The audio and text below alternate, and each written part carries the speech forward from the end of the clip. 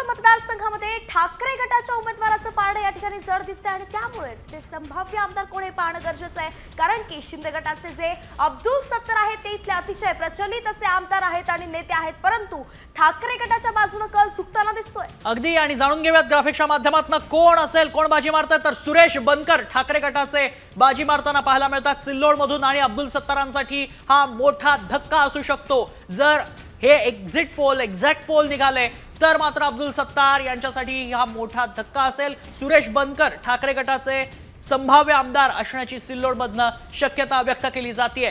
दरम्यान यामागची नेमकी कारणं काय असू शकतात जाणून घेऊयात आमच्या स्थानिक प्रतिनिधींकडून।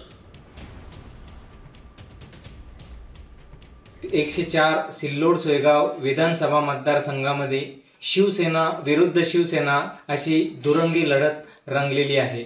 यामध्ये राज्याचे मंत्री असलेले अब्दुल सत्तार गेल्या 3 पंचवार्षिकपासून या मतदारसंघाचे प्रतिनिधित्व करतात।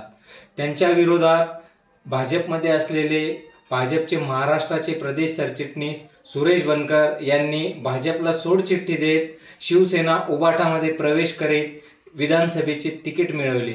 त्याच्यानंतर सिल्लोड सोयगाव विधानसभा मतदारसंघामध्ये शिवसेना विरुद्ध शिवसेना अशी थेट लढत झाल्यामुळे आणि मतदारसंघामध्ये वाढलेला मतदानाचा टक्का बघता वाढलेलं मतदान कोणाच्या पथ्यावर पडतं याची जर एकंदरीत परिस्थिती बघितल्यास भाजपमध्ये असलेले सुरेश बनकर उबाठामध्ये गेल्यानंतर भाजपने सुद्धा विधानसभेमध्ये संपूर्ण पक्षाची ताकद त्यांच्या पाठीशी उभी केली।